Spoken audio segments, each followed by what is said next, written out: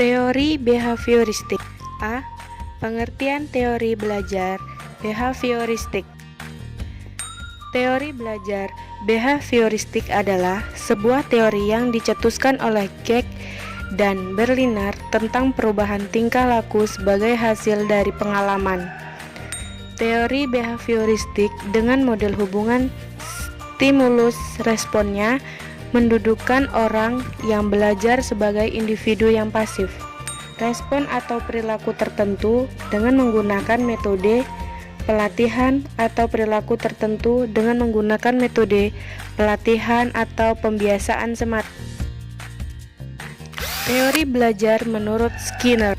Yang pertama, konsepnya lebih komprehensif. Yang kedua, hubungan stimulus dan respon yang terjadi melalui interaksi dalam lingkungannya sehingga menimbulkan perubahan tingkah laku. Yang ketiga, respon yang memberikan siswa tidak sesederhana sebab stimulus akan selalu berinteraksi. Yang keempat, merupakan tokoh yang paling banyak pengaruhnya dalam perkembangan teori belajar dengan munculnya program pembelajaran. Yang terakhir, yang mempopulerkan konsep penguatan atau reinforcement sebagai pengganti hukuman. Teori belajar menurut Thorndike. Yang pertama, belajar adalah proses interaksi antara stimulus yang berupa rangsangan seperti pikiran, perasaan yang dapat diungkapkan indera dengan respon.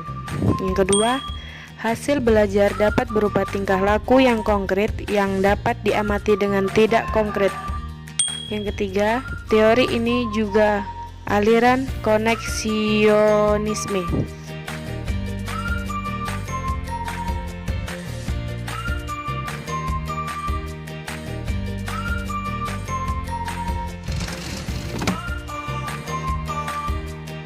Ciri-ciri belajar behavioristik.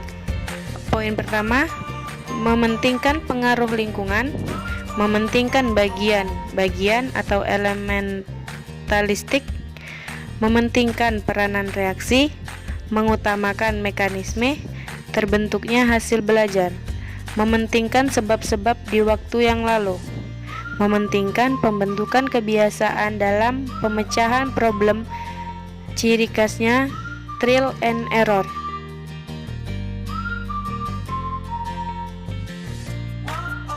C. Aplikasi teori behavioristik dalam kegiatan pembelajaran. Yang pertama, aliran ini menekankan pada terbentuknya perilaku yang tampak sebagai hasil belajar. Yang kedua, mendudukan siswa sebagai individu yang pasif. Yang ketiga, unsur-unsur penting dalam behavioristik, hubungan SR, siswa pasif, perilaku sebagai hasil belajar yang tampak, pembentukan perilaku dengan penataan kondisi yang tepat, reinforcement dan hukuman.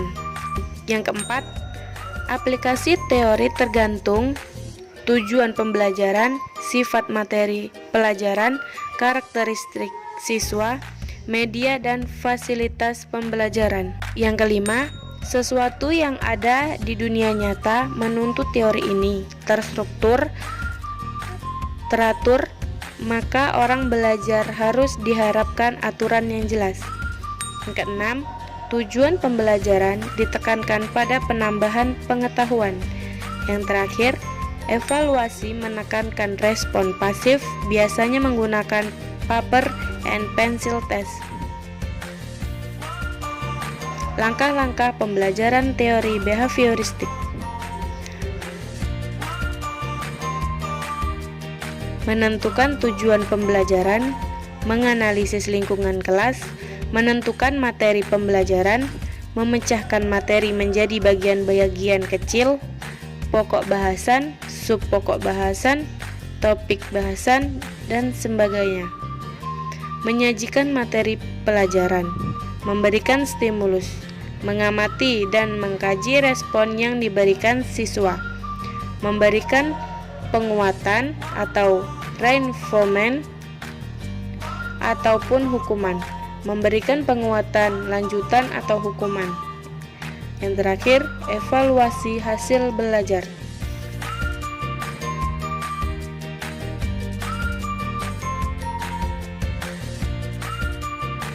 Kelebihan teori behavioristik. Kelebihan teori behavioristik adalah sebagai berikut. A. Teori ini cocok diterapkan untuk melatih anak-anak yang masih membentukkan dominasi peran orang dewasa, suka mengulangi dan harus dibiasakan, suka meniru, dan senang dengan bentuk-bentuk penghargaan langsung seperti diberi permen atau pujian. B. Membiasakan guru untuk bersikap jeli dan peka pada situasi dan kondisi belajar.